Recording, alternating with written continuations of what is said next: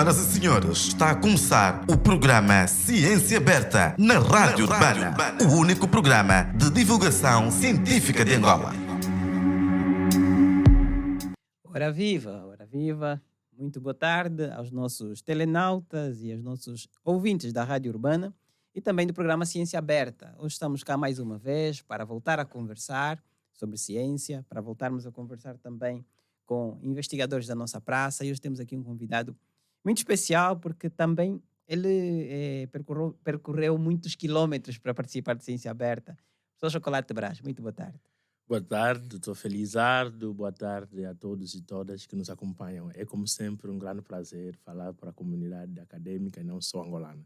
O prazer é nosso e aqui é preciso fazer uma confidência pública, então vai deixar de ser uma confidência. Faz muito tempo que estou a namorar o professor Chocolate para estarmos cá, para conversarmos. E dessa vez deu certo.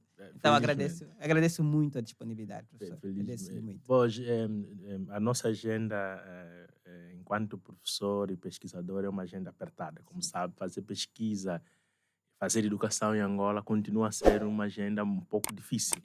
Então, acertar pontos de encontro às vezes nos custam, e porque nós estamos a servir o país de leis a leis. Né? Nós estamos concentrados só em Luanda. Então, felizmente, deu certo agora podermos estar aqui.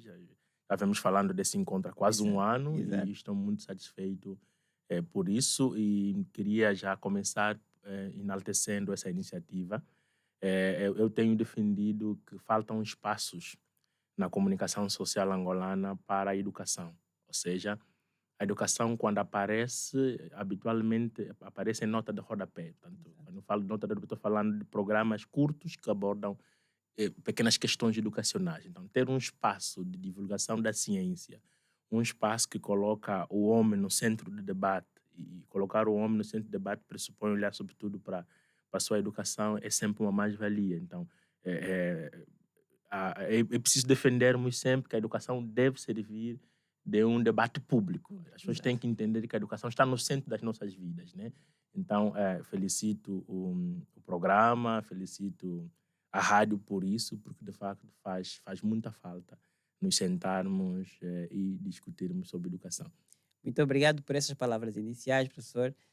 Nós costumamos a pedir aos nossos convidados que se apresentem, mas antes, deixa-me agradecer aqui a presença do Luquênio, como sempre, religiosamente conosco, Luquênio. Muito boa tarde, Luquênio. Luquênio garante a realização do programa, é o Luquênio que faz todo o apoio técnico, é o Luquênio que põe o programa no ar e depois também ajuda-nos com os cortes e outras coisas que garantem que o Ciência Aberta continue Ciência Aberta. Então, professor Chocolate, nós começamos sempre por pedir que o convidado faça a sua apresentação, porque queremos que cada um faça como se sentir mais à vontade. Então, por favor, quem é o professor Chocolate Brás? Bom, o Chocolate Brás é um professor e pesquisador da área de educação, muito voltado às políticas educacionais. E eu gosto sempre de dizer professor e pesquisador porque percebo que a ação do professor deve se fundamentar na pesquisa. Ou seja, o professor é alguém que pesquisa o que ensina e ensina sobre o que pesquisa. Então, eu tenho marcado a minha trajetória nessa ideia de que é impossível fazer-se docente sem, de facto, fazer-se pesquisador. Então, eu sempre me apresento como professor e pesquisador, sou natural de Cabinda,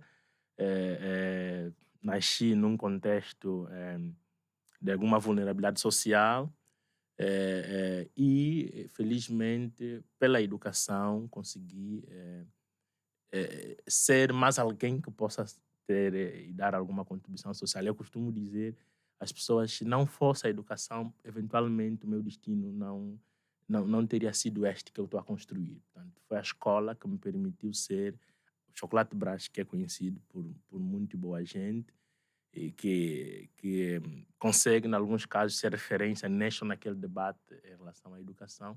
Então, é a escola que me construiu, né? Eu fiz-me professor porque tive uma escola que permitiu isso. E aproveito já nesta fala, por exemplo, fazer um agradecimento público a todas as pessoas que foram meus professores, portanto, desde a escola Valódia, Barão Puna, estou citando escolas de Cabinda pelas quais passei, o ICHED de Cabinda, depois em Luanda, o ICHED de Luanda, e agora na Universidade Federal do Paraná, no Brasil. Portanto, todos esses professores e professoras foram determinantes para que eu não fosse mais alguém que não tivesse algum legado, não tivesse alguma capacidade de produzir, né? E nosso país, de facto, exige que pessoas tenham potencial de produção, sejam aproveitadas.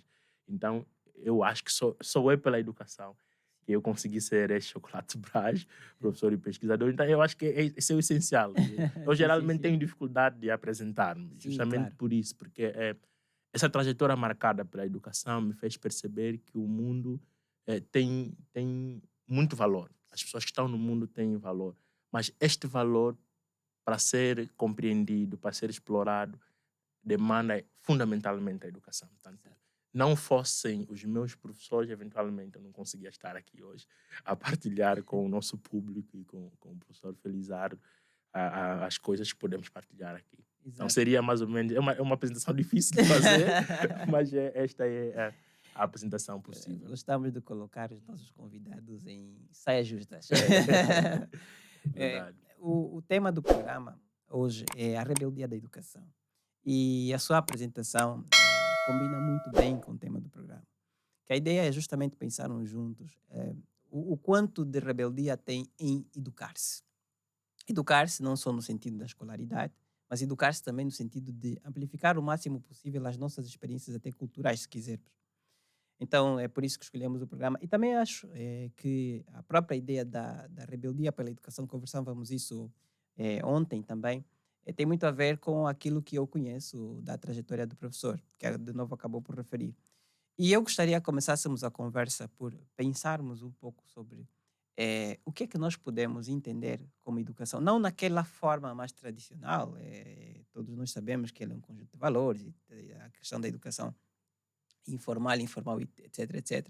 Mas que conseguíssemos fazer agora um exercício para pensarmos juntos. Primeiro, temos educação em Angola, nas nossas escolas? E aí é uma pergunta que eu a faço provocativa de propósito, né? Pois, pensar em educação, do meu ponto de vista, pressupõe, em primeira instância, pensarmos na socialização. Eu costumo defender que nós, homens e mulheres, nascemos numa condição animal. Ou seja, do meu ponto de vista, não há diferença do processo de nascimento humano com o processo de nascimento animal. Uhum. Então, nós nascemos numa condição animal e é a escola, quando ligada à família, que nos propõe uma socialização. Então, para mim, a educação é sempre um processo de construção social do indivíduo. E essa construção social do indivíduo pressupõe uma relação triangular entre a família, a escola e demais instituições no entorno da família e da escola. Eu penso sempre que não é possível fazer educação se não houver uma relação de proximidade entre as famílias e as escolas e as demais instituições sociais. Porque o que é que sucede? Se a pessoa na escola aprende determinado valor, determinado princípio, esse princípio não é continuado, não é valorizado na família e nos demais espaços sociais que estão ligados a ela, não poderíamos chamar isso de educação. Chamaríamos de qualquer coisa, como se fosse a transmissão do legado socio-histórico, como Sim. diz, por exemplo, Emile Durkheim. E eu penso na educação sempre nisso. Nos garante essa socialização primária e secundária em simultâneo. E aí eu iria introduzir ao debate a questão que muita gente levanta, a quem cabe educar, por exemplo. Muitos dizem que a educação é missão da família, o ensino é missão da escola. Eu tenho uma percepção contrária. Do meu ponto de vista, tanto a família quanto a escola ensinam e educam. E não me parece muito justo em sociedades como nossas, marcadas por conflitos sociais, políticos e vulnerabilidade social, entregar à família a missão de educar. Eu não estou a negar o Sim, lugar sim. da família, estou a dizer Sim. é que a nossa família, nos moldes em que ela se constrói, se ficar com a responsabilidade única de educar o indivíduo, ela não dá conta desse desafio. Eu acho que esse é um ponto importante, porque muita gente diz-nos hoje que, bom, temos problemas de valores porque falta a família no processo. A família não está a educar, a família não está a ensinar, e o professor levanta agora uma outra questão. Se calhar estamos a colocar um peso excessivo sobre as costas da família. Então, com quem a família tem que dividir esse peso e como se faz essa divisão? Por exemplo, como a família divide essa tarefa de educar com o Estado? Pois, e é interessante a colocação que faz. A nossa família, a- não sei se seria justo, se também sociólogos estão a nos ouvir, dizer que nós temos uma família angolana, mas eu diria, como são construídas famílias em Angola, Ok. sinalizam que não faz muito sentido atribuir à família a exclusividade na educação. Eu vou tentar justificar. Grande parte das famílias angolanas elas são formadas por acidentes sociais ou outros. Raramente, são poucos os casos que as pessoas já estão prontas moral, psicologicamente, materialmente para o casamento. Geralmente o casamento acontece porque alguém engravida cedo Ok, sim. ou porque alguém tem dificuldades socioeconômicas e é obrigada a constituir família. Acidentalmente é como se constrói. Logo, pode-se deduzir que as pessoas não estejam preparadas para educar. E isto é uma coisa, os acidentes sociais que levam ao casamento. Depois é como é que a nossa sociedade trata as pessoas na família.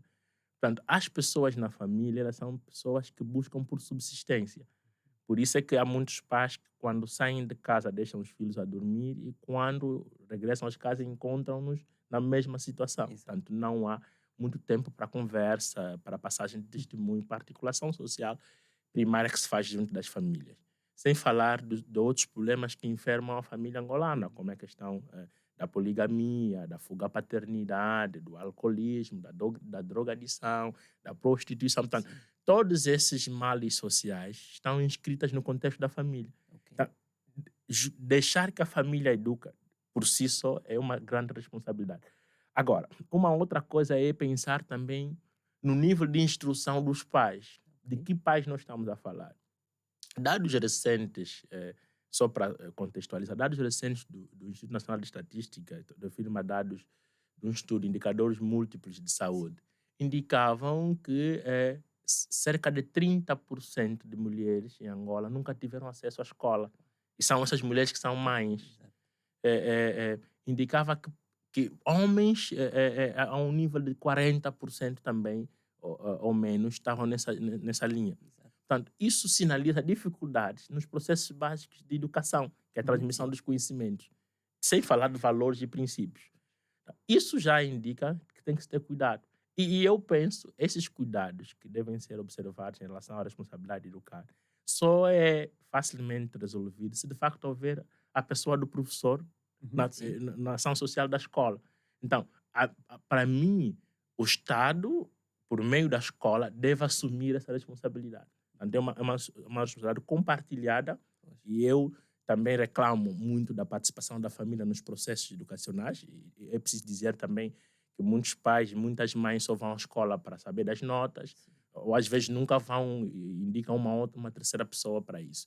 Mas, de facto, é preciso garantir que o Estado, e porque do texto constitucional há essa obrigatoriedade, o Estado assume a educação como uma tarefa fundamental, como um direito sociopolítico do cidadão. Sim. Então, cabe ao Estado, através da escola, estreitar essas relações com a família e vice-versa, e garantir que, de facto, haja, como eu disse inicialmente, uma triangularização de responsabilidades. Família, escola e demais atores e instituições sociais. Só assim é possível educar. Porque, de facto, entregar à família a missão de educar no contexto da família, entre aspas, angolana, é um risco muito grande Muito que se grande. corre. Tanto Sim. pelos problemas que enfermam a própria família. Eu vou pedir ao Luquenho para não fazer um corte só dessa parte, sem o contexto. Mas eu ainda vou insistir nessa questão, porque eu quero trazer o Estado para essa conversa e, se calhar, arrastando já um bocadinho para aquilo que é o campo de pesquisa do professor, que é a questão das políticas públicas e, sobretudo, das políticas educacionais. Essa triangulação, mas mais especificamente essa responsabilidade do Estado, ou melhor, esse dever que o Estado tem de introduzir-se também na educação das crianças, ele teria que ser feito então pelo mecanismo das políticas públicas. Como nós estamos em termos de políticas públicas educacionais? Bom, Que viabilizam ou não esse processo? primeiro é preciso sempre contextualizar o papel do Estado na educação. Já houve um tempo histórico em que a missão de educar era exclusivamente da família, e venceu-se esse tempo e ficou confirmado que a família por si só, conforme disse há pouco, não consegue dar conta dessa tarefa. E os Estados assumiram nos seus textos constitucionais e demais leis complementares a tarefa de educar. Aliás, nós podemos ir no artigo 21, no 79 da Constituição da República, vamos encontrar a educação como tarefa fundamental do Estado e vamos encontrar o Executivo com responsabilidade de gizar políticas para a educação. Isso é o enquadramento constitucional e legal da educação. Portanto, a educação em Angola é tarefa fundamental do Estado. Portanto, no exercício do poder sociopolítico, cabe ao Estado garantir a todos os angolanos, independentemente da sua condição social, política, física, mental, educação. Portanto, existem diferenças individuais, todos somos diferentes, mas todos devemos aprender. E o dever aprender dá o dever do Estado garantir esta educação. Portanto, isto do ponto de vista normativo está posto. Existem as leis de base, os regimes jurídicos que garantam o cumprimento dessa tarefa fundamental do Estado.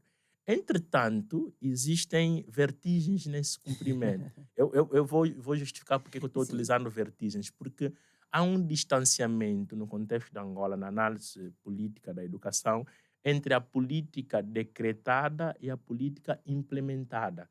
E, se quisermos, a política conseguida no terreno. Nós temos leis, regimes jurídicos, normativos muito bem postos sobre educação. É preciso aqui dizer que, do ponto de vista de produção normativa, nós estamos muito bem. Temos a educação ela normatizada quase em todos os seus processos, funções elementares. Entretanto, há esta dificuldade de materializar, de implementar no terreno as políticas de educação. E essas dificuldades começam, sobretudo, na nossa percepção sobre o papel do Estado na educação. Ou seja, ainda que do ponto de vista da lei esteja posto que é a responsabilidade do Estado garantir educação a todos, instrução elementar a todos, até pelo menos o ciclo básico, que estamos a falar do 6º ano de formação, já foi até ao 9º ano de formação, mas para garantir isso precisamos pensar 3, 4 coisas. Primeiro temos que pensar no financiamento. Mas por que começamos no financiamento? Não se faz educação sem financiamento.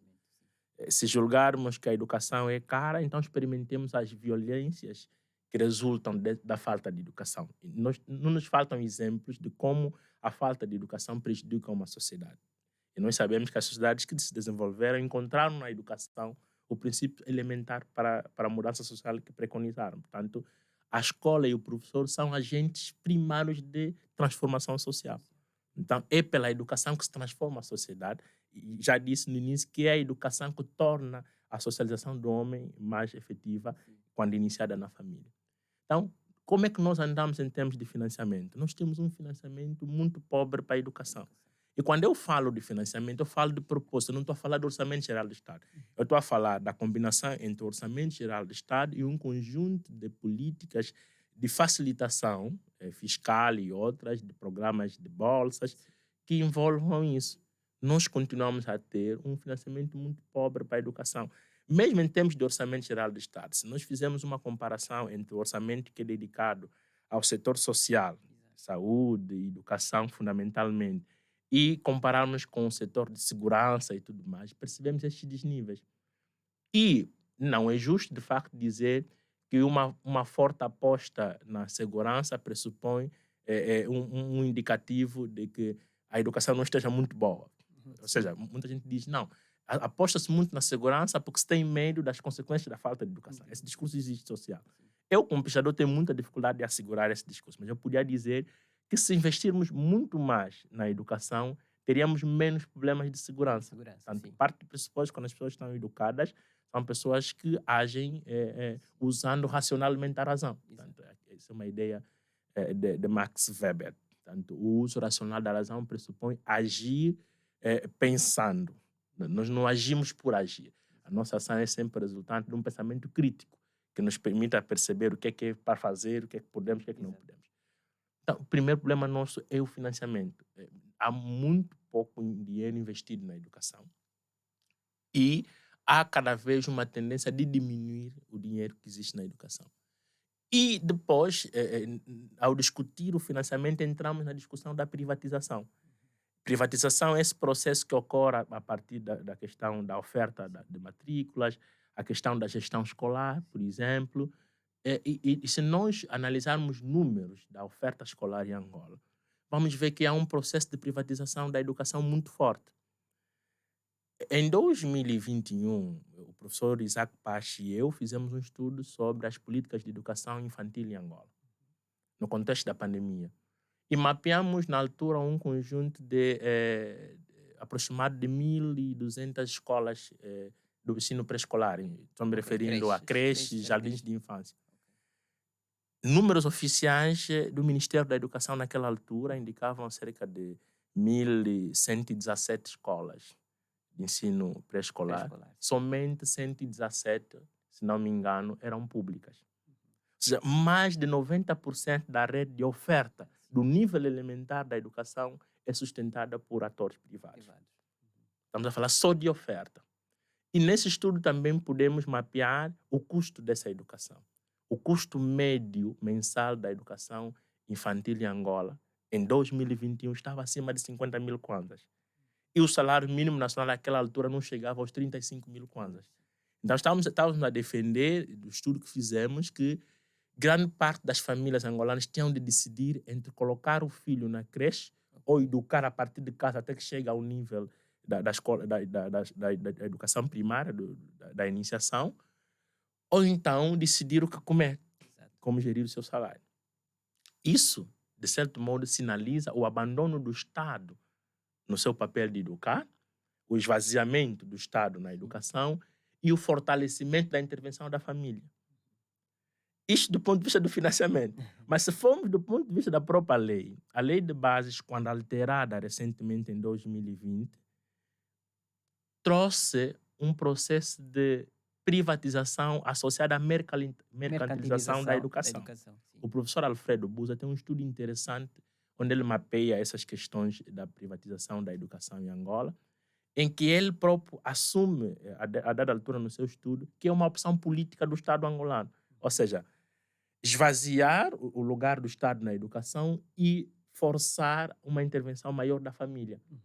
Foi em 2020, com a alteração da Lei de Bases, a Lei 17/16, que se vai introduzir taxas e emolumentos reforçados para o primeiro ciclo do ensino secundário.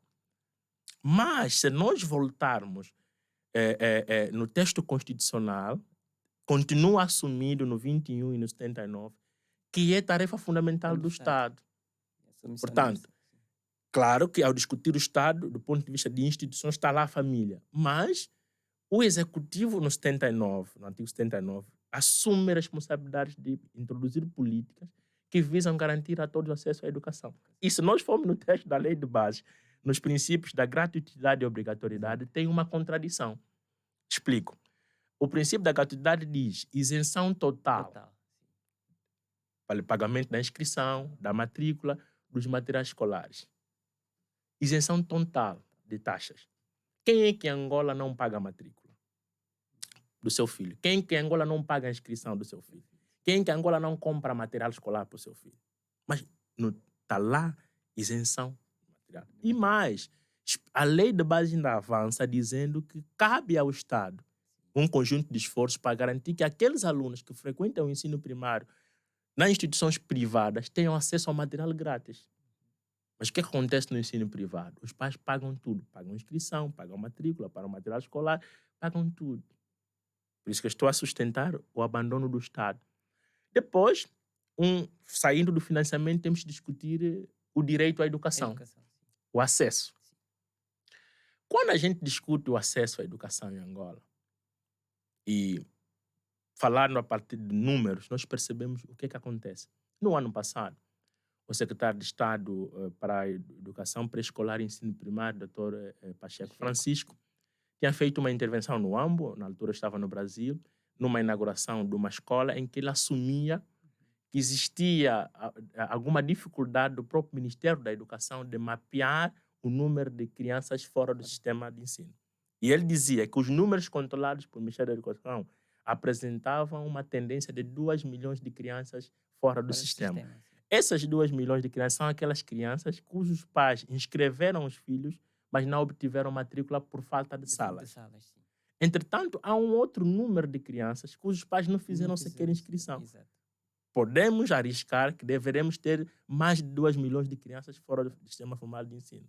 E que quem controlaria isso seriam as administrações municipais, que têm muita insuficiência técnica, Exato. portanto, não têm capacidade instalada para mapear isso. Se nós estamos a falar que 2 milhões de crianças angolanas estão fora do sistema formal de ensino, estamos a falar de um número grande de crianças que não têm um direito que está constitucionalmente assegurado Sim, pelo assegurado. Estado, do ponto de vista formal. Sim. Então, discutir o direito à educação pressupõe, sobretudo, primeiro discutir o acesso que as pessoas têm na educação. Mas o direito à educação não se preocupa apenas com a acessibilidade. Preocupa-se também com os direitos na educação. Ou seja, depois da criança estar inscrita, matriculada, que direitos ele tem? Ao ensino de qualidade. Estamos a falar também da permanência, Da nesse caso. permanência, ou seja, não basta garantir acesso, é preciso garantir condições de adaptabilidade, de aceitabilidade para o próprio aluno. Portanto, quem está nos acompanhando, mas o que é que eles estão a tentar dizer? Estamos a tentar dizer que discutir o lugar do Estado na educação exige discutir, primeiro, o financiamento da educação, segundo, o direito à educação. Depois podemos entrar na discussão da formação docente. Porque para garantir acesso à educação, a maioria das crianças angolanas, você não precisa só de infraestrutura escolar, mas precisa também de um número de docentes que garanta esse asseguramento. E nós temos um rácio, Angola tem evoluído na diminuição desse rácio professor e aluno, mas ainda é muito elevado. Estamos a falar de um rácio de 60 a 70 alunos por professor. Quando, do ponto de vista da lei, está estabelecido que devia ser 35 alunos por professor. Nós não conseguimos neste número. Isso pressupõe que temos de formar mais professores, temos de garantir que, de facto, os professores também tenham uma formação de qualidade, temos de ter melhor infraestrutura escolar. E, falando em infraestrutura escolar, Angola não tem uma lei de infraestrutura escolar. Ou seja, nunca se sabe o que é escola. De dia é escola, de noite é igreja, na madrugada pode ser discoteca. O mesmo espaço, porque nós não temos uma matriz infraestrutura de escola. O que é escola? Tanto é que tendemos a diminuir o conceito de escola à sala de aulas. No discurso público, olha, foi inaugurada uma escola de 7 salas. Habitualmente não se fala do pátio escolar, dos demais espaços pedagógicos, os pavilhões gimno-desportivos, os restaurantes, os lançamentos escolares. E é importante também discutir a questão da relação entre a educação e a saúde. Por exemplo, que tipo de alimentação as nossas crianças têm acesso na escola? Nós não temos um programa de merenda escolar que garanta isso para todas as coisas. Já tivemos durante um tempo um programa de merenda escolar, porque a alimentação é fundamental para o desenvolvimento moral, social e outro da criança, né? Garantir até da própria personalidade. Nós não temos isso. Então, eu tenho muitas dificuldades. Se me perguntasse como pesquisador, temos uma educação pública em Angola? Eu diria que não temos. E justifico por quê? Porque a maior parte da oferta educacional na educação pré-escolar e até, em alguns casos, no ensino primário, é privada. Se nós formos no ensino superior, é mais assustador ainda. Nós temos cerca de 100 instituições, pelo menos 70 ou 80 são privadas. Bom, no nível do ensino superior não podemos acusar muito o Estado em termos de abandono, mas na educação primária, de facto, o Estado devia garantir acesso a todos e todas, porque está na lei. E porque a administração pública, central e local, deve, de facto, unir esforços para garantir isso. Nós não temos isso. Eu iria falar de uma outra questão que tem que ver com as condições de trabalho. Garantir educação como um direito sociopolítico dos cidadãos pressupõe garantir que as pessoas têm na escola condições de permanência e não têm na escola um espaço que pode perigar a saúde. Há um mapeamento que foi feito no ano passado sobre as escolas públicas de Angola, que fala que cerca de 61% das escolas angolanas não têm acesso à água, não têm acesso à eletricidade. Uma escola sem água, como é que funciona a sua casa de banho? Temos um número de escolas, cerca de 53%, que não têm casas de banho funcionais. Onde é que fazem as necessidades neurofisiológicas os professores, as professoras, os alunos e as alunas? Defecação a ar livre. Uma vez eu assumi um discurso que muito dura em relação a isso, que nós corremos o risco de um dia professor e aluno se encontrarem no capim para fazer necessidades elementares. Uma coisa que a escola devia garantir. Muita gente sai da escola doente. A escola não podia representar perigo para ninguém. Para muitos países, a escola é o lugar mais seguro para uma pessoa. Tanto é que muita gente fica na escola o dia todo. Encontra segurança alimentar, segurança física e outro tipo de segurança que nós não conseguimos, de facto, garantir. Parece que aqui temos uma questão que, para mim, traz um outro elemento para pensarmos, que é a nossa mentalidade. Como é que nós pensamos a educação? Como é que nós pensamos a escola? E como é que os encarregados de educação estão educados o suficiente para fazer essas reivindicações? Então, a minha primeira pergunta é: devíamos começar a pensar, por exemplo, em escolas integrais, como acontece em outros lugares? E segundo, como seria a construção, quer dizer, como seria nesse contexto que o professor define agora, coloca agora, se for um sim, se a sua resposta for um sim, né, a ideia das escolas integrais, como seria o início dessa experiência nesse contexto que temos agora de escolas, com ausência de muitas condições que seriam fundamentais para que a escola funcionasse? Bom, eu penso sim que as escolas integrais seria uma saída para garantir que, de facto, há um debate em educação que propõe uma educação pensada para os pais encarregados de educação, que propõe uma educação em que os pais encarregados de educação, as famílias, sejam cogestores da escola. A escola é a educação e a escola são bens públicos, sustentados pelos fundos que nós investimos enquanto está. Isso, só para um parênteses, isso seria parecido àquilo que acontece do que chamamos habitualmente de escolas comparticipadas, habitual e erradamente, né? Mas Ou, repara, sim, escola comparticipada é um conceito é um conceito de escola público-privada. E depois é preciso ter cuidado com essa relação público-privada. Quando se fala de parcerias em educação, às vezes as parcerias são utilizadas como um veículo para a privatização. É preciso ter cuidado porque essas parcerias público-privadas na educação tendem a esvaziar a ação do Estado. E nós temos, do ponto de vista legal, essas tendências de esvaziar o Estado, de colocar o Estado à margem das suas responsabilidades na educação. Eu defendo que é o Estado que deve assumir.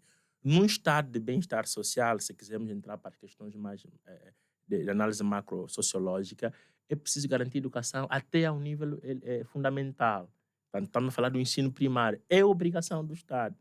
Há estados no mundo que têm a educação gratuita e de qualidade, nos termos da Agenda 2030, até o doutoramento. Eu, por exemplo, estudo num país, no Brasil, onde a educação é gratuita até ao pós-doutoramento. Ou seja, garante-se a gratuidade de todo o processo de formação, de construção social do cidadão. No nosso contexto, diz que é até a 6ª classe, está na lei. Entretanto, mesmo assim, não se observa isso. Então, o que eu estava a tentar introduzir era o seguinte: nós precisamos de uma escola em que haja possibilidade dos pais encarregados de educação também serem parte da discussão política da escola, do currículo. É importante que as famílias tenham uma palavra a dizer sobre o que os filhos aprendem na escola. Porque a materialização da educação iniciada na escola se dá no contexto da família também. Então, a família tem que ter uma palavra a dizer sobre o que, de facto, os seus filhos precisam aprender. E isso quer por representação ou por consultas diretas.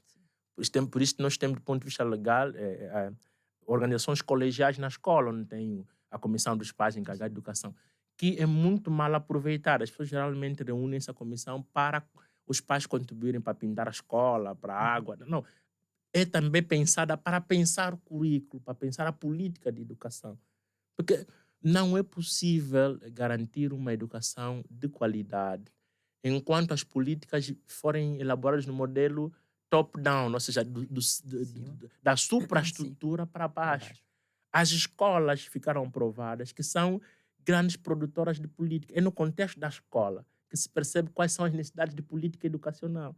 Então, os professores, os técnicos administrativos, os gestores escolares, as famílias têm uma palavra a dizer sobre o currículo, sobre as políticas, sobre os programas de educação. Nós precisamos avançar neste nível. Em Angola, quem faz política da educação é o ministro, é o secretário de Estado, é o consultor, que nem sempre tem contato direto com o chão da escola.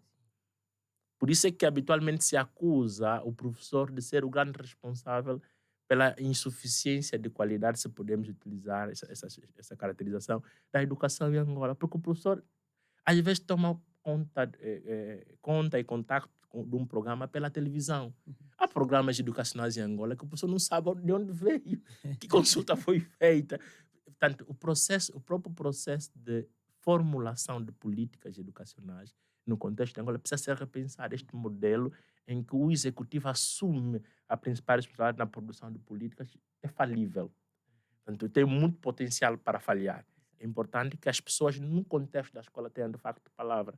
Então, as famílias devem ser pensadas também nesse sentido. Eu sempre defendo uma participação livre da família, ou seja, os pais e as mães deviam ter acesso direto à escola, quando quisessem, desde que marcassem, se fosse o caso, com a direção da escola, com os professores, e não essa participação muito associativa que ocorre uma vez por trimestre, que nem sempre dá tempo para todos os pais exprimirem, de facto, as suas preocupações em relação à escola. E iria concluir essa fala introduzindo o seguinte: é preciso também começarmos a pensar em um modelo de escola que garante que os pais possam ser parte da ação educativa, ou seja, para casos necessários, os pais também podiam ter aulas. Ok. É isso que eu estou a Entendi, defender. sim. Portanto, em alguns contextos, a escola deve visar a transformação não só do sujeito diretamente envolvido, que é o aluno, mas também de pessoas que dependem disso para a sua continuidade. Então, aqueles pais que de facto demandam. Uma experiência muito interessante foi o que ocorreu no tempo da pandemia, com as Sim. tele e radioaulas. Exato. Os pais viram-se obrigados a participar diretamente da formação dos filhos. E foi, para muitos casos, um reaprender. Exato. Porque muitos pais, de facto, não olham os cadernos dos seus filhos, não sabem os materiais que estão a utilizar, nem controlam que tipo de... Assim, a escola tem também o potencial de desviar a Sim. educação elementar da família. Eu, Sim. por exemplo, Chocolate de Baixo, sou muito preocupado com o conteúdo da educação. Às vezes eu olho para os erros e para muitos problemas.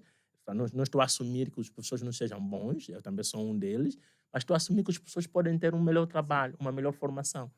E isso pressupõe, por exemplo, uma coisa que eu não disse, política de valorização do trabalho docente. Essa política pode ser pensada com 3 elementos essenciais. Primeiro elemento é formação. É preciso garantir que os cursos de formação inicial produzam um bom profissional.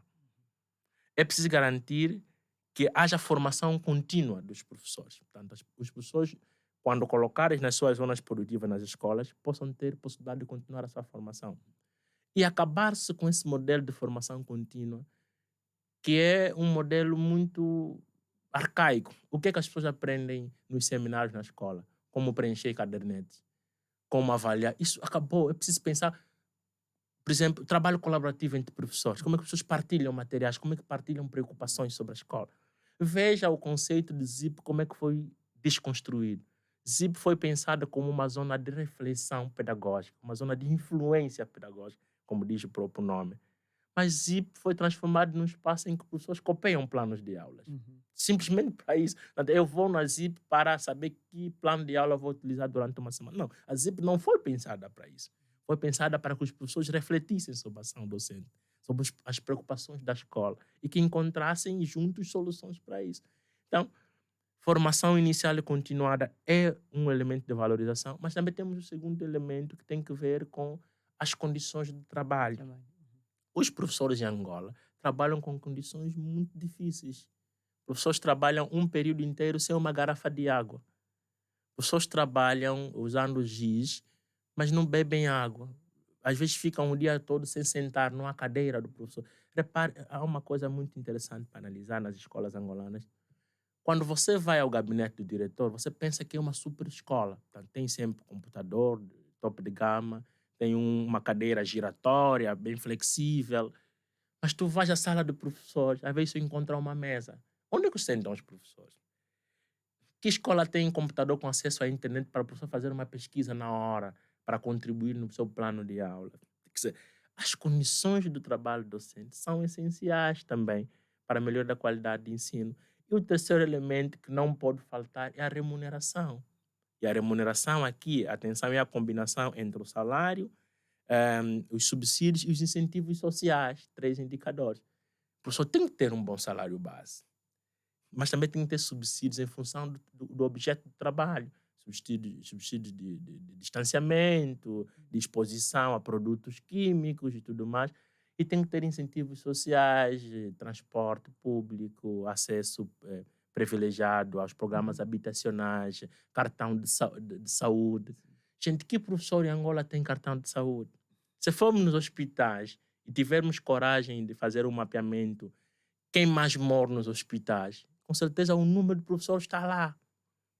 E não só professores da educação básica, mesmo do ensino superior. Sim. Recentemente, o SINPE, Sindicato Nacional de Professores, levantou essa preocupação de um programa de saúde, seguro de saúde para os professores. Os professores deveriam merecer um pouco mais. Eu costumo defender que não se devia dissociar a melhoria da qualidade do ensino da melhoria das condições de vida do professor. Ou seja, deve haver uma relação entre a qualidade de vida do professor com a qualidade de ensino. Queremos um ensino de qualidade, queremos uma educação transformadora, então temos que investir num dos principais agentes desse processo. Não há uma reforma educativa que funcione, política educacional que funcione, inovações pedagógicas que funcionem se não tivermos um bom professor para aplicar. Aí me traz uma outra preocupação. Essa responsabilidade de construir um professor diferenciado, vamos chamá-lo assim, por meio da formação, por meio de uma experiência diferenciada de formação, etc. Não é também do próprio professor. Onde é que fica a responsabilidade do professor? Porque iniciamos a entrevista, inclusive, com a apresentação do professor Chocolate, falando um pouco da sua trajetória.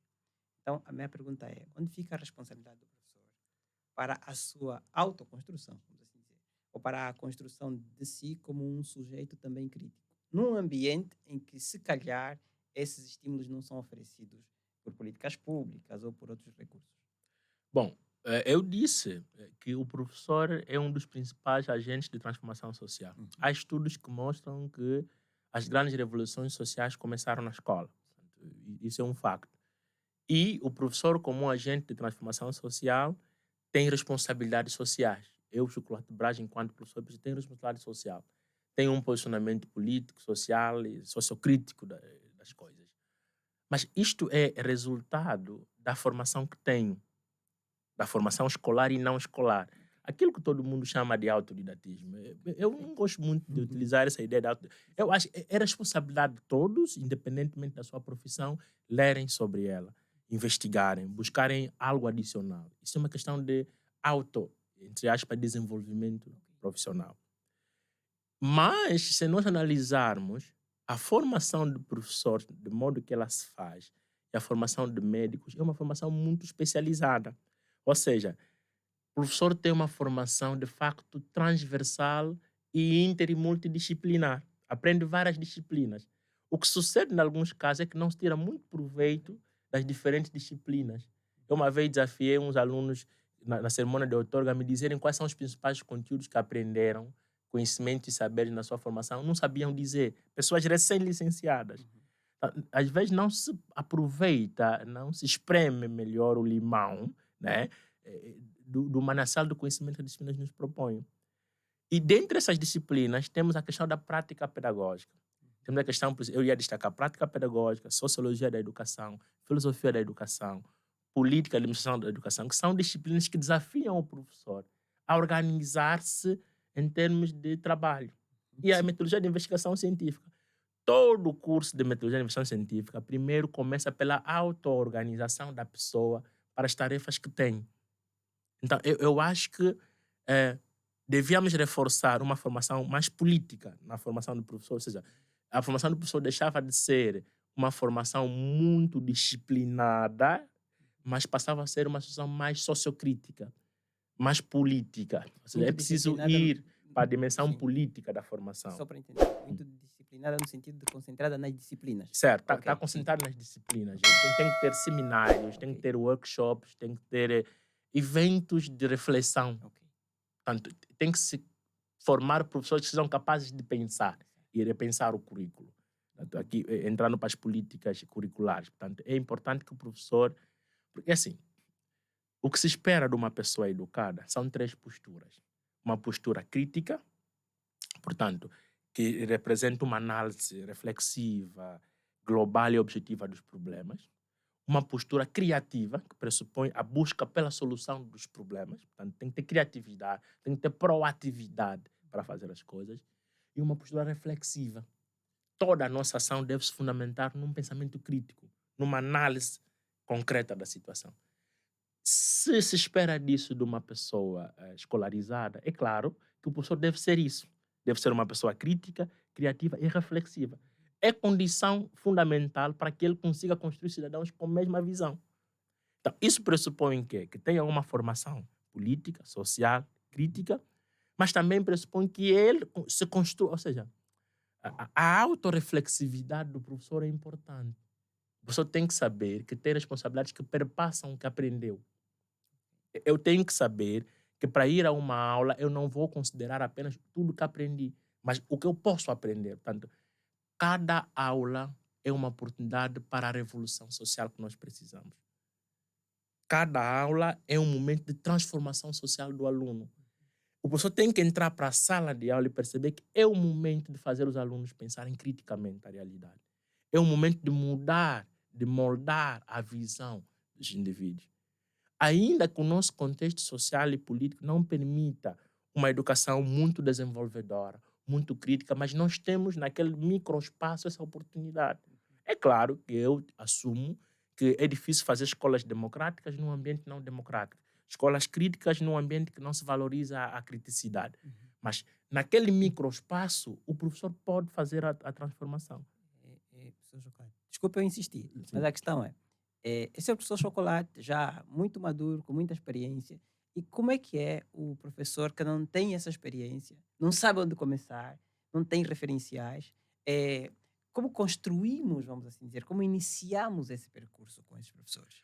E acrescentou em um complicador. Sim, não, Numa sociedade um pouco menos aberta a isso. mas Sim. repare, por isso que existem as zonas de influência pedagógica, cujo conceito ficou deturpado. Ok? Além das zonas de influência pedagógica, a sala de professores é um espaço político. Às vezes nós olhamos na sala de professores como um espaço só para buscar o livro de ponto. Não. Os horários na escola têm tempos de intervalo. Aqueles intervalos não foram pensados à toa. Foram pensados justamente para as pessoas poderem se comunicar. Então, a escola deve ter espaços de reflexão. A escola não se deve limitar à ação de dar aulas. A escola não foi pensada para dar aulas, para fazer ensino. Tanto é que essa ideia de, não, eu levo a escola a dar aula, eu não costumo utilizar essa expressão dar aulas, porque a aula não se dá para mim, a aula se faz. Nós fazemos aula com os alunos. Portanto, o aluno e o professor são simultaneamente sujeitos ensinantes e sujeitos aprendentes. O aluno ensina ao aprender, o professor aprende ao ensinar. Portanto, trocam esses papéis.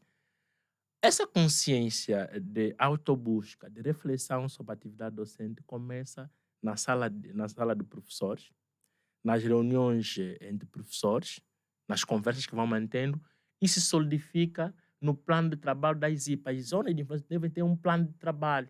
Os encontros, o que é que se vai se discutir no encontro do próximo sábado? E não apenas para ir copiar o plano de aula do outro professor, não, mas discutirmos sobre como melhorar o nosso trabalho. Ou seja, nós temos de pensar que o trabalho colaborativo é a chave da boa ação docente. Quanto maior for a troca de impressões, de materiais, de estratégias, de metodologias, melhor. E nós temos um professor que esconde os seus materiais. Nós temos um professor que tem a solução do problema do colega que não a apresenta. E nós temos um professor que não se assume politicamente. Eu costumo defender que o pé da palavra professor tem vários significados. Portanto, o primeiro significado é um significado mais pessoal. O professor é uma pessoa. Portanto, como pessoa tem direitos, tem aflições, essas questões todas. Mas também é um pé de profissional. Porque a formação do professor é uma formação acadêmica, profissionalizada, ética, humanística. É profissional, mas também tem um pé de político. O professor toma decisões. Até a simples escolha do material a utilizar é uma decisão política. O método de abordagem de um problema social ou outro, econômico ou político, é uma escolha política. E o professor tem de perceber que se ele não consegue refletir sobre o seu meio, dificilmente ele fará a transformação. O nosso tema é a rebeldia da educação, ou seja, como é que na educação nós construímos pessoas de facto, ok? Portanto, porque uma coisa é sermos cidadãos que nós somos, outra coisa é sermos pessoas que de facto tenham valor pessoal, valor profissional e valor político. Isso é que nos falta e percebemos que a educação é uma ação política acima de tudo. Muitos olham para a educação apenas na sua dimensão didática e pedagógica, não percebem o potencial político da ação do professor. E é uma questão que eu venho debatendo muito, eu discuto muito nas minhas redes sociais. Qual é a dimensão política do trabalho do professor? É, sobretudo, uma dimensão analítica. Você tem que analisar a realidade social. Por isso que eu disse, tem que ter postura crítica para fazer essa análise. E externar essa análise. Eu, enquanto professor em minha sala de aula, eu faço isso sempre.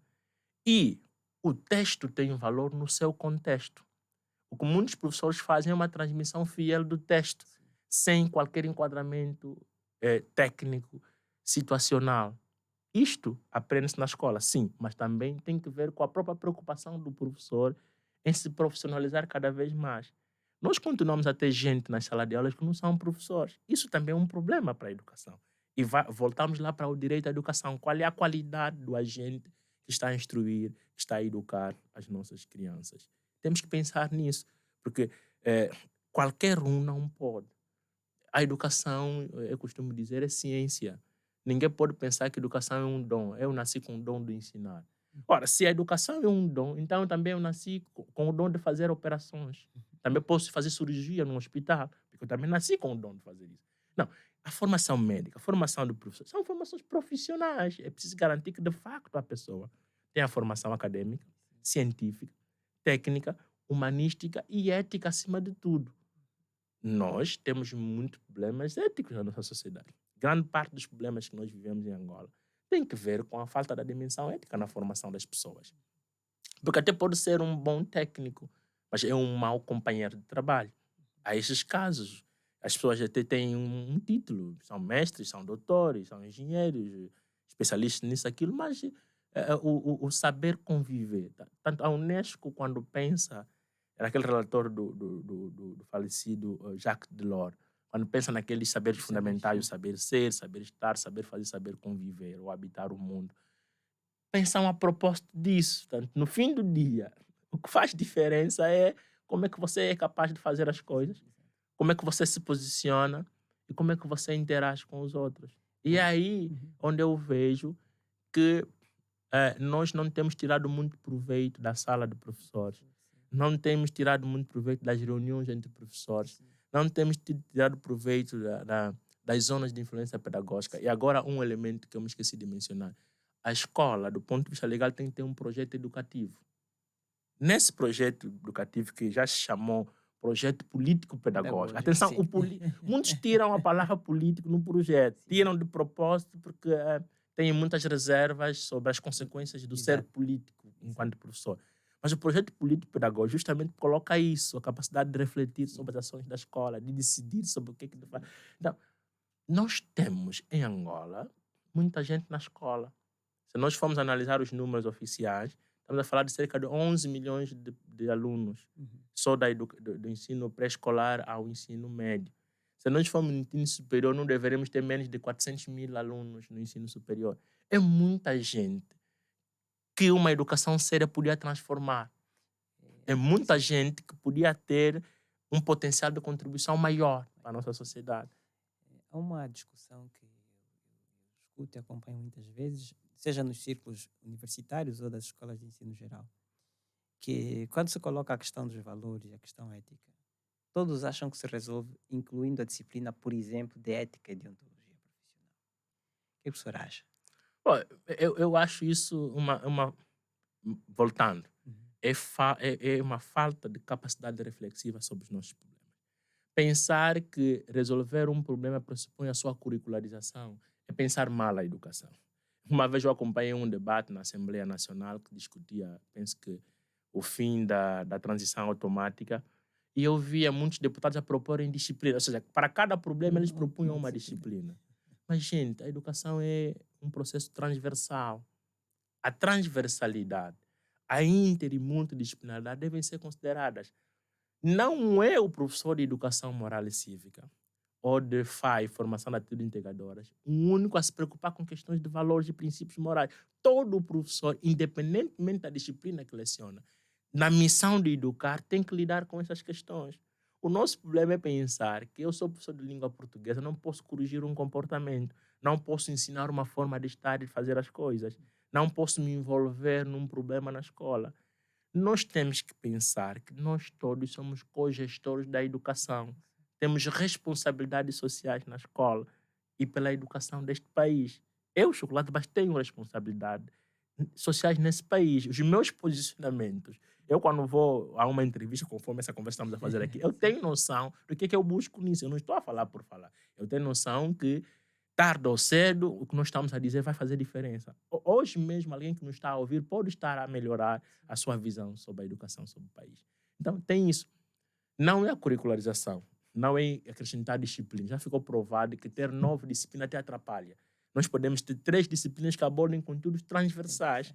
Então, o método da transversalidade é, no meu ponto de vista, fundamental para a educação moral. Um outro método que me parece muito bom é a análise crítico-social dos documentos. Por exemplo, nós em Angola temos muita dificuldade de trabalhar com documentos, mesmo na pesquisa. Geralmente queremos fazer entrevistas, questionários, raramente trabalhamos com os documentos. Mas nós temos um conjunto de documentos nacionais e internacionais que seriam bons instrumentos para a educação em valores. O principal instrumento, do meu ponto de vista, para a educação em valores é a Declaração Universal dos Direitos do Homem. Lá estão explícitos todos os valores que nós precisamos, desde as liberdades e as outras. Portanto, que professor em Angola? E boa questão. Nós temos que ter um dossiê do professor. O professor tem que ter um dossiê, portanto, tem que ter um portfólio legislativo, normativo. Gente, tem professor que não sabe o que é lei de base, nunca leu a lei de base, nunca leu a Constituição da República. Não pode ser. O professor tem que ter um portfólio com a Declaração Universal dos Direitos do Homem, com os pactos sociais e políticos, com as convenções do direito da criança. Ou seja, os principais instrumentos de política educativa internacional devia ter nesse portfólio. Depois vinham os nacionais. Porque muitos professores nem sabem o âmbito da sua atuação. Quais são as suas responsabilidades como professor? Entenda apenas que deve elaborar plano de aula, deve dar aulas, entre aspas, e deve avaliar o aluno. Não sabe o que vai além disso. E isso parte da insuficiência do domínio dos documentos reitores. E porque também nós temos um problema, mesmo na formação de professores, dificilmente se trabalha com muita força com a legislação. Tem até uma disciplina de legislação educacional, mas os professores trabalham com isso, não exploram a legislação. É preciso fazer comparação entre as normas. Eu disse há pouco que existe uma contradição entre o princípio da gratuitidade e a obrigatoriedade na lei de base. A gratuidade diz que a educação é gratuita até ao ensino primário, mas diz que é obrigatória até a 9ª classe. Então, como tornar algo obrigatório que você não torna gratuito? Como é que você obriga alguém a fazer uma coisa se você não dá essas condições? Isso só é possível porque eu li a lei de base, fiz essas comparações. É isso que se espera do professor. O professor tem a capacidade de explorar os documentos normativos nacionais e internacionais. Porque até é uma via para o professor cobrar do Estado uma melhor intervenção. Nós que reclamamos muito da ação do Estado na educação somos mal vistos. Mas nós não fazemos por mal, nós fazemos porque está na lei. Está lá na Constituição. Não é Chocolate Brás, professor, que colocou na Constituição que é tarefa do Estado a educação. É o próprio Estado que reconheceu isso. E tem que ver com os pactos internacionais que subscreveu.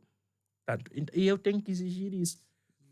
Bom, nós temos uma tristeza que temos um tempo limitado. E aí a conversa fica muito boa. Pois é. E apesar do roteiro que tínhamos estabelecido, há coisas que temos que dizer, bom, parece que agora, dessa vez não vai ser possível falar sobre isso. Mas tocou num ponto que eu não queria encerrar, sem que aproveitasse o gancho para subir um bocadinho e falar de ensino superior. O professor foi falando do que seria ser professor e o facto de que muitos professores não compreendem, de facto, qual é a sua responsabilidade, as dimensões, né, a que o professor está submetido quando se assume como professor. Hum. E eu gostaria de fazer esse translado agora para o ensino superior. E no ensino superior, como vê? O professor do ensino superior sabe o que é ser um professor do ensino superior, começando pelos pilares, mas indo para além disso. Bom, nós temos um problema muito grande nesse país, na educação. E aqui eu tenho de ser sincero e dizer, nós temos uma classe de professores que foi construída de uma forma não muito correta. E não sou eu que digo isso. Há estudos, por exemplo, o professor Alberto Nguluve, que é sociólogo, né? Tem estudos sobre a construção histórica da educação em Angola. O falecido professor Laurindo Vieira, a quem aproveitamos a homenagear, também tem um estudo que fala da dimensão ideológica da educação angolana. O padre André Velangaba, da província do Zaire, também tem um estudo que fala sobre as influências que o nosso sistema sofreu nas diferentes repúblicas. E eu estou puxando aí para dizer o seguinte: a primeira classe de professores angolanos veio do partido. A primeira comunidade docente de angolanos foi uma classe emergida do poder político. Ou seja, a história da formação de professores em Angola se confunde com a história do país. E quem eram esses professores? Vieram dos movimentos de libertação nacional. Qual é a carga ideológica do seu agir docente? Isso é uma questão muito importante de estudar. Muitos alunos pedem trabalho de fim do curso, professor, me dá tema. Esse será um tema interessante. Como é que se construiu historicamente a profissão docente em Angola? Onde é que emergiu essa classe de professores? Vieram dos movimentos políticos, que têm uma concepção de angolinalidade diferente da minha, por exemplo. Tem uma noção sobre estabilidade e bem-estar social diferente da minha, por exemplo. Então, essa classe que foi de professores criada pelos movimentos de libertação nacional tem muito peso sobre o nosso histórico na educação hoje. Passou muito tempo, sim, mas as ideologias estão lá presentes. Então, esse é o primeiro dado. Depois, segundo, como é que se olhava o professor naquela altura? O professor está no texto da lei. Devia ser um bom patriota. Quando você coloca a ação profissional do professor na lógica do patriotismo, você ignora as condições essenciais que ele precisa.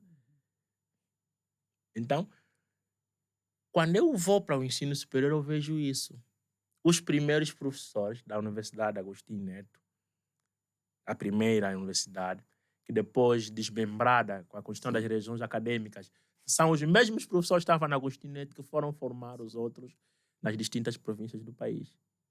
Do mesmo grupo político, com a mesma visão política, com a mesma visão sobre Angola. Mas, no ensino superior, infelizmente, temos ainda muitos professores que não são professores, que estão no ensino superior porque precisam de emprego. Gente, ser professor não é emprego. É uma função, é uma responsabilidade tanto que não tem que ver com o simples desejo de ter um salário. Nós continuamos a admitir pessoas para a carreira docente que não têm o mínimo de condições para lá estar. E se nós formos no privado, pior. Estamos a deixar gente que se licenciou ontem assumir disciplinas nucleares nos cursos. E aí também há o problema da supervisão. O Ministério do Ensino Superior tem pouca capacidade institucional para supervisionar as 100 instituições de ensino superior que existem pelo país. E geralmente tem uma única equipa que faz essa supervisão. É o secretário de Estado que rodeia por todas as instituições. Podia ter múltiplas equipas. Podia mobilizar até uma associação para isso. O Simpes, no lugar de reclamar seu salário, seguro de vida, de saúde para os professores, podia integrar também essas comissões. E, de facto, avaliarmos que tipo de ensino superior temos em Angola. Nós temos universidades em Angola, temos universidades angolanas, ou temos universidades angolanas, que é uma maneira do povo angolano conceber a universidade. Vamos nas funções adjetivas, substantivas do ensino superior. Ensino, pesquisa, extensão e gestão. Quem é que faz ensino? Que tipo de universidade nós temos em Angola? Universidades de ensino ou universidades de investigação? Nós temos reitores que não publicam um artigo por ano. Nós tivemos professores catedráticos que chegaram a esta categoria de forma documental, administrativa. Portanto, não provaram credenciais para tanto. E continuamos a não valorizar, ainda que esteja, e aí, de novo, a distância entre a lei, a política decretada e a implementada. Portanto, do ponto de vista legal, a avaliação do professor faz-se pela pesquisa, pela produção. E aqui também podemos, mas as instituições também não têm centros de pesquisa que funcionam, não têm revistas científicas. Bom, mas isso não é grande justificativa. Qual é a produção docente que nós temos? Qual é o número de artigos que nós produzimos por ano? Nós temos professores que estão há 3, 4 anos sem publicar um artigo. Sobre que ensino estão a fazer? Porque eu disse, a ideia do professor no ensino superior é o professor pesquisador. Portanto, o professor ensina, o que pesquisa é pesquisa sobre o que ensina. Não faltam objetos de pesquisa. Falta condições materiais, humanas, intelectuais para fazer pesquisa. Nós temos um ensino superior, como dizia o professor Domingos da Cruz, muito parecido com o ensino secundário superior. Ou seja, não há muitas diferenças entre ser professor da educação básica e ser professor no ensino superior. Sim. Porque o grande diferencial seria a produção, a criticidade, né? As universidades não conseguem produzir muitos relatórios sobre a governação, sobre os problemas sociais. Temos uns tantos problemas que a universidade não se posiciona. Mas não se posiciona por quê? De novo, porque a elite criou um modelo de professor historicamente para Angola, que é um professor bom patriota, que não questiona, que não faz muita pesquisa. O acesso a dados para pesquisa em Angola, por exemplo, alguns professores são negados. Eu podia assumir, eu sou daqueles que se eu peço um documento, esse documento para quê? Porque eu publico sobre esse documento, eu analiso, eu estudo política educacional a partir de documentos, raramente faço entrevistas nas minhas pesquisas. Porque há um potencial dos documentos dizerem muita coisa. O que é que o documento diz e que não diz? Para mim me importa. Mas política pública é aquilo que o governo decide fazer ou não fazer. Quer dizer que a ausência de uma política é uma política. A ausência do programa merenda escolar nas escolas é uma política, é a opção política do governo. Então, como é que as universidades, com os seus docentes e investigadores, conseguem, de facto, fazer uma contribuição social? Onde é que anda a universidade nos grandes debates do país? Nós tivemos aqui a aprovação de um pacote legislativo para a formação de professores. Quantos ICEDs, Institutos Superiores de Ciência, se posicionaram, produziram relatórios, recomendações? Quase somente o Centro de Investigação da Universidade Católica, que publica periodicamente um relatório econômico do país. E que os efeitos destes relatórios? Como é que as autoridades políticas e governamentais lidam com os pesquisadores? Eu cheguei a lançar um livro com o professor Isaac Paes Manuel Afonso, convidamos autoridades do governo, ninguém lá foi. E não convidamos para comprar um livro, porque nós oferecemos o exemplar. Mas era uma oportunidade para ouvirem de especialistas. Quantas vezes a Assembleia Nacional convida a universidade para um debate? Pelo contrário, a Assembleia, o poder político, estão a esvaziar os bons técnicos do ensino superior. Ou seja, se eu sou um bom pesquisador, o que o poder político faz? Não, tiro da universidade, nomeio-lo como administrador comunal. Matei. Nós perdemos. E temos que dizer isso, a Universidade Angolana está perdendo muitos bons quadros para o poder político. Por quê? Porque paga melhor. Porque se a carreira técnica no ensino superior fosse de facto valorizada, o professor, assistente estagiário, assistente, auxiliar, associado e catedrático tivessem bom salário, ninguém ia para o governo. As pessoas vão para o governo porque lá tem a chance de ter casa, ter carro, tais incentivos sociais que eu me referi na valorização do professor, que não tem na universidade. O professor universitário fica doente, tem de pedir empréstimo para poder fazer tratamento seu ou do seu filho. O professor está na universidade, não sabe como é que vai regressar a casa. Como é que você quer qualidade de ensino assim? Nós temos uma universidade taxada para o ensino, só faz ensino. E este mesmo ensino faz esse ensino sem, de facto, uma reflexão.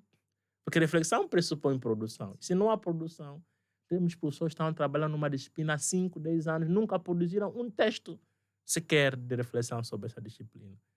Por isso é que nós temos o processo de fascicularização do ensino. O ensino superior é feito de fascículos. Era bom que o professor, no seu plano de ensino, tivesse leituras obrigatórias e complementares e que tivesse sua produção entre as leituras. Mostrava para os estudantes que a universidade é para a produção de conhecimento. E essa produção começa pelo próprio professor. Quais incentivos têm os professores para a produção científica em Angola? Qual é o financiamento do Estado na ciência em Angola? Houve aí uma política nacional do livro. Quantos autores foram beneficiados por essa política do livro? Publicar um livro em Angola é a coisa mais cara. A gente, para publicar, tem que pedir empréstimo bancário. Não há editoras nas universidades. Eu não sei se, de facto, nós temos universidades em Angola. Eu volto lá. Porque quando você pensa na universidade como espaço de produção de conhecimento, como dizia o francês Edgar Morin, a universidade é o espaço de exercício permanente da crítica. Ou seja, a grande massa crítica do país devia ser formada, constituída na universidade. E nós estamos a tirar da universidade os melhores docentes para o poder político. E estamos a injetar cada vez mais pessoas menos preparadas para a carreira docente. Há um compadrio muito grande na Agora está em curso um processo de candidatura no ensino superior. Quais são que vão entrar lá? Até vaga para pesquisador entra gente porque... Não, ele não tem média para docente, então vamos colocá-lo como investigador, mas ele não está taxado para investigação. Para que alguém, do meu ponto de vista, para que alguém se candidatasse como assistente de investigação ou auxiliar de investigação, devia ter um mínimo de produção nos últimos 2, 3 anos que o permitem essa condição. Nós não podemos contratar para ele iniciar a pesquisa. A iniciação científica é objeto da graduação, não é na pós-graduação. Na pós-graduação é para fazer pesquisa, é para conduzir, é para elaborar e gerir projetos. Nós, no rigor, não temos universidade em Angola. Temos ensino superior. Universidade nós não temos. E os problemas começam desde as próprias instituições. Não se faz universidade sem autonomia. E não é possível ter autonomia sem haver financiamento direto. Enquanto nós tivermos as universidades a refém do executivo para financiamento, fica difícil. E mais, experimentamos um processo de eleição de gestor das instituições de ensino superior. Portanto, é um dos passos para a democratização do próprio sistema de ensino superior. Entretanto, foram marcados por um conjunto de vícios, alguns até ao reboco do próprio Ministério. Então, se você experimenta um processo de democratização, mas você permite vertigens democráticas no próprio processo. Mas é fundamental deixar claro que a universidade tem esse potencial de mudar coisas. Eu sou daqueles que defendem que a universidade não devia estar a reboque da sociedade em que está. Devia ser o contrário.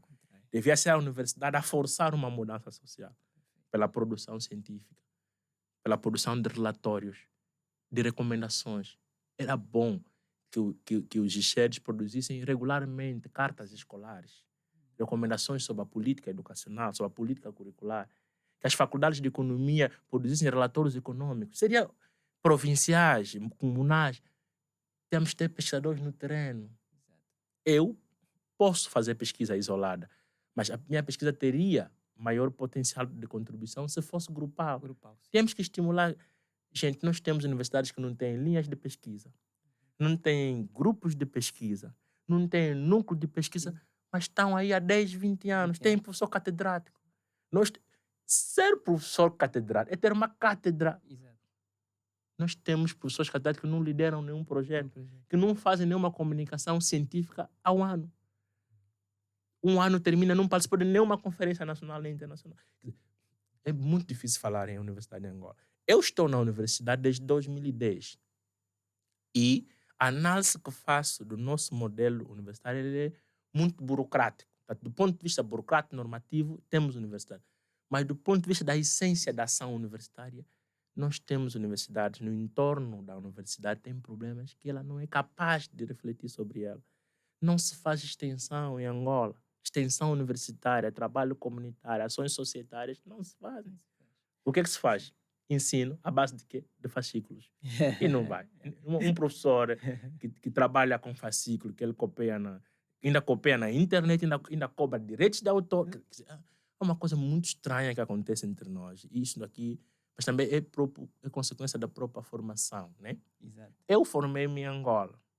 Eu costumo dizer e chamar sempre a atenção, não vamos tornar a exceção a A regra. regra, sim. Temos de ser capazes de ser claros que o andamento que está a seguir o nosso ensino, sobretudo o superior, é muito perigoso para o futuro desse país.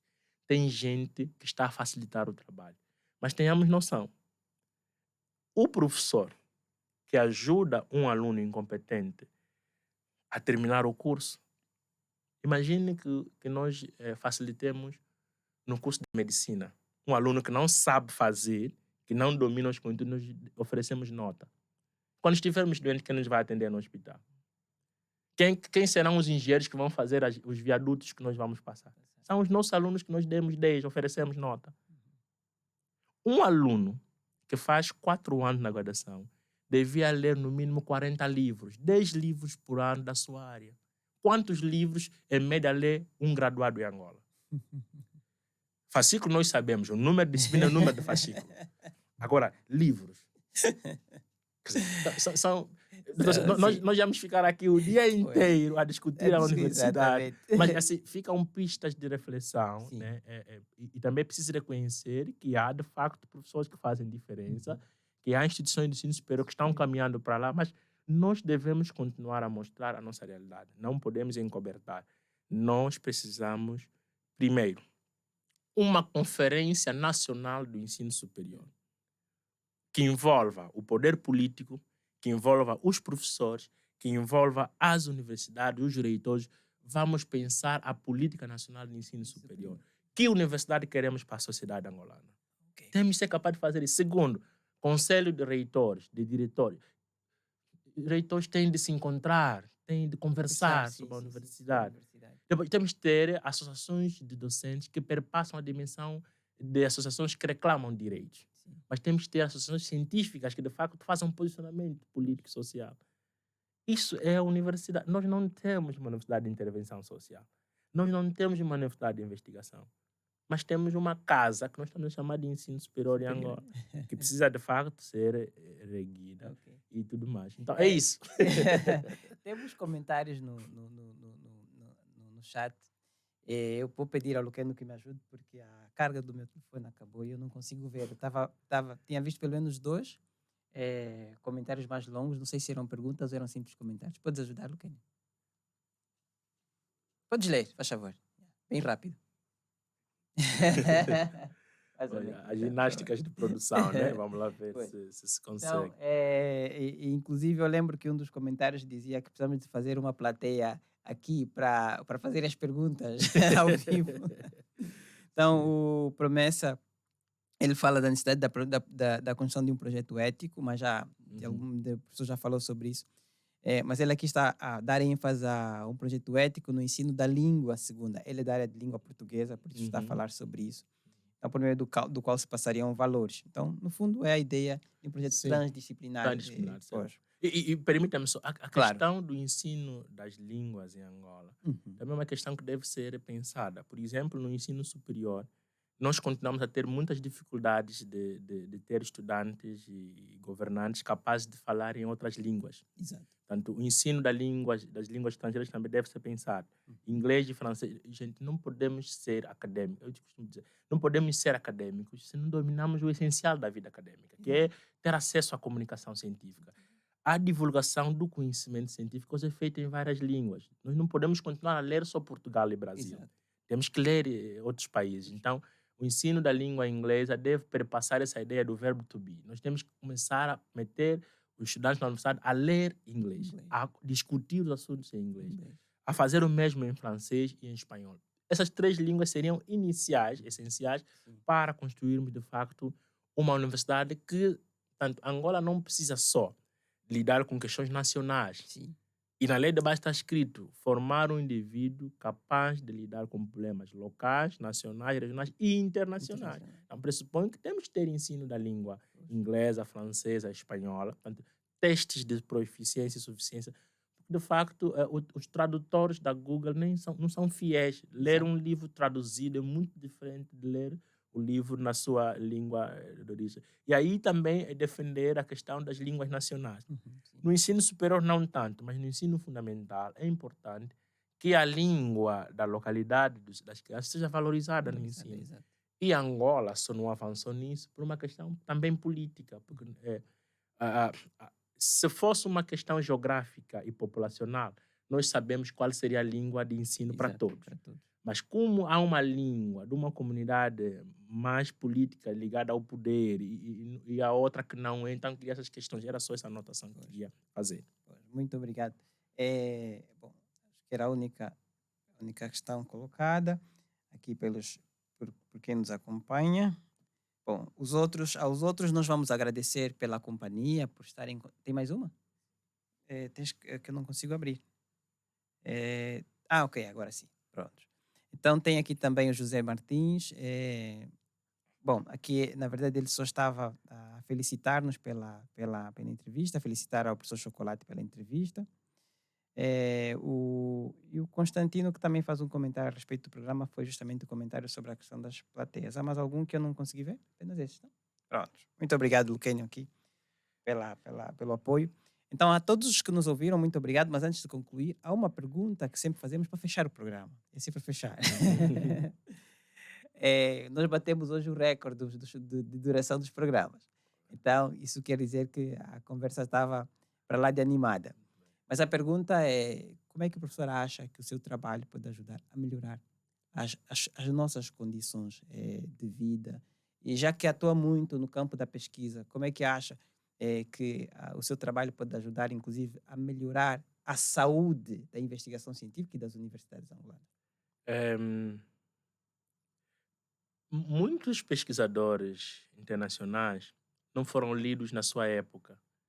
Os seus livros, hoje transformados em clássicos da literatura, da produção científica mundial, ocorreram anos depois da sua vida. Sim. Eu costumo defender que eu não vou parar de produzir. Eu tenho uma meta de produção anual. Portanto, eu tenho uma meta estabelecida de produção do mínimo 3 artigos por ano. Portanto, é uma meta que eu tenho estabelecido sempre. No primeiro semestre publico um, no segundo semestre do ano, no mínimo 2. Portanto, tenho tido uma produção anual em torno de 3 a 4 artigos. E tudo que eu publico é só política educacional. Portanto, eu já não discuto questões mais genéricas. Porque em Angola discute-se muito educação como didática, Sim. como pedagogia. Então, o meu foco é educação como política. E financiamento, direito à educação, participação social, essas coisas todas. E eu acho que, ao nível da minha ação docente, já tem surtido efeitos. Eu consigo ver isso nas colocações dos meus estudantes, na forma como se posicionam na análise social e crítica da educação. Mas eu acredito mais que, num futuro próximo, as nossas ideias sejam lidas. Eu acho que as pessoas nos leem de uma forma ou de outra. Podem até não assumir publicamente que nos leem. É claro que eu gostaria muito que o poder político lesse mais. Como eu produzo só política de educação, o que eu estou a dizer é que quem está no Ministério da Educação, quem está no ensino superior, devia ler. Ler-me e lermos outros pesquisadores da área. Porque não é possível fazer uma boa governação, uma boa gestão de política e processos na educação sem ler o que os de fora, nós, os outsiders do setor, em termos de política, estamos a produzir. Então, eu acredito muito que isso vai mudar. E outra coisa que eu acho muito importante, ainda que arriscado naquilo que eu faço, que essas minhas críticas pontuais aos principais problemas da educação. Né?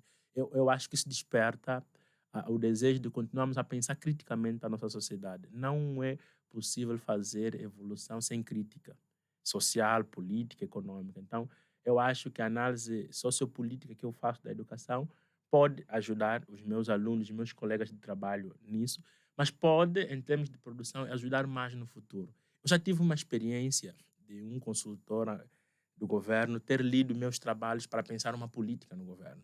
Já tive essa experiência partilhada.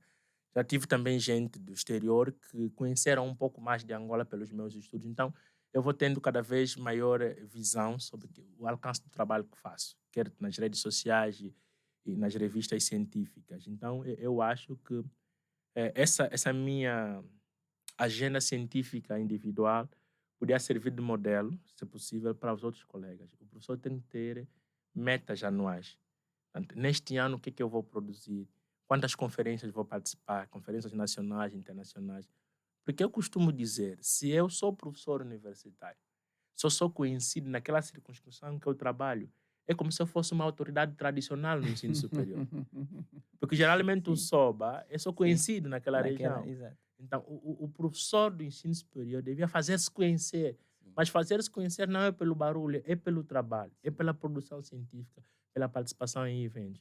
Por isso é que eu defendo, temos que ter eventos nacionais, temos que estar em eventos internacionais e depois temos que divulgar, sabe, colocar Angola no mapa da pesquisa. Há assuntos que não são pesquisados em Angola. Eu vou dar exemplo de um assunto muito importante. Eu disse que nós temos um número muito grande de instituições privadas atuando na educação. Mas não temos pesquisa sobre a privatização da educação em Angola. Não tem. Uma ou outra. Mas não tem um grupo de pesquisa sobre privatização. Já é uma boa janela para a pesquisa. Então, eu acho que é isso. O meu trabalho é mais de mapeamento dos problemas da educação. As pessoas às vezes me cobram soluções. Eu digo, não. A pesquisa que faço não é para responder problemas, é para identificar problemas. Identificar e mapear os problemas. É a minha área. E agora os outros podem pensar em soluções, podem se pensar em política pública, porque de facto há muitas vertigens na educação em Angola que demandam essa reflexão constante. Então eu acredito que de uma forma... Eu sou daqueles que acredito que tudo pode ser difícil no seu tempo. Mas haverá um tempo em que as coisas... Até o asfalto ceda, dará tudo, né? Então eu acredito muito que chegará uma fase em que nós vamos ser chamados pelas entidades políticas para dizer o que é que nós pensamos. Se não formos chamados diretamente, poderão ler nossos estudos e compreender a nossa vida. Nós nos fazemos conhecer pelos nossos estudos. Por isso que eu costumo dizer, eu não falo só por falar. Eu até posso estar a fazer uma conversa totalmente aberta, mas eu falo em função da experiência que tenho de trabalho, de produção e do acesso que tenho aos documentos e à produção científica. E aqui faço sempre uma crítica, e mesmo para terminar. Produzir conhecimento em Angola está cada vez mais difícil. Porque não há acesso aberto das revistas, não há acesso aberto, base de dados do governo, nunca temos acesso a nada. Geralmente o governo comunica muito mal no Facebook, é uma nota de rodapé. Nós nunca sabemos, nunca temos relatórios públicos, por exemplo, sobre a ação governativa na educação. Então, os conselhos consultivos do Ministério são realizados à porta fechada, por exemplo, não convidam pesquisadores e nem publicam atas desses conselhos. Então, temos que criar uma cultura de transparência, sobretudo. E temos que tirar uma sociedade que valoriza a produção do conhecimento através da disponibilidade dos acessos. Né? E eu acho que, assim, para terminar, seria isso. Eu acredito que o nosso país vai valorizar a educação. Eu acredito, por sermos um país muito jovem, professores jovens, gestores jovens, alunos jovens, nós temos muito potencial de transformar este país. E essa transformação vai encontrar na educação o seu ponto de partida, assim como sucedeu em demais países. Basta que cada professor, cada professora, cada gestor escolar, cada aluno, cada aluna faça a sua parte. A família se envolva nisso e o Estado financie, crie estruturas, faça a gestão, faça a inspeção, faça a supervisão do trabalho que fazem as escolas e as universidades. Com isso, nós vamos conseguir chegar lá. Vamos garantir equidade na educação, vamos garantir qualidade e vamos garantir também a melhoria da qualidade dos agentes da educação e a valorização das classes profissionais. Nós precisamos valorizar as classes profissionais. Precisamos valorizar o quadro nacional. Nós temos muito bons quadros que acabam por prestar serviços ou a instituições privadas ou a instituições estrangeiras porque o Estado angolano não consegue valorizar. O professor João Milando vai lançar um livro dentro de dias que se intitula O Poder dos Quadros Desvalorizados. Portanto, o que é que nós perdemos quando um quadro nacional se dedica a uma ação fora do Estado? E continuamos a reclamar que o Estado tem pouca capacidade instalada, mas porque não está a conseguir absorver, não está a conseguir valorizar isso. Então, eu acho que esse é um grande desafio, mas isso dava uma outra conversa. Então vamos deixar em aberto para um outro Tá programa. bem, ok. Professor Chocolate, não precisava, mas vou repetir. Foi um prazer tê-lo aqui. Igualmente, Foi obrigado. um gosto muito grande ouvi-lo. Não foi uma conversa, estivemos a ouvi-lo mesmo. E quisemos propositadamente dar o espaço para que pudesse falar à vontade, porque a ideia do Ciência Aberta também é essa. é garantir que aqueles que estão preocupados em fazer pesquisa, em produzir conhecimento sobre a nossa realidade, que são angolanos também com essa perspectiva, possam estar cá, possam encontrar aqui no Ciência Aberta esse espaço para poderem falar e poderem colocar as suas coisas, as suas questões, as suas ideias, os seus pensamentos e também os seus resultados. Então, professor, foi um prazer. Muito obrigado por ter disponibilizado a estar cá conosco nesse sábado. Não sei se quer dizer mais alguma Não, coisa. eu Sim. iria terminar Sim, como eu sim, sim. comecei, enaltecendo a iniciativa da Rádio Urbana, do programa A Ciência Aberta, e, mais uma vez, defender mais espaços para a educação na comunicação social em Angola. Nós precisamos colocar a educação no centro do debate nacional. Muito obrigado, professor. Então, a todos os que nos escutam, os que nos escutam pela rádio, muito obrigado pelo vosso calor. Os que nos assistem pelas redes sociais, especialmente pelo Facebook, os nossos telenautas, também muito obrigado pela vossa companhia. Aqui ao Luquênio, mais uma vez, muito obrigado também por estar sempre conosco aqui aos sábados à tarde. Até a próxima, até o próximo Ciência Aberta. Obrigado.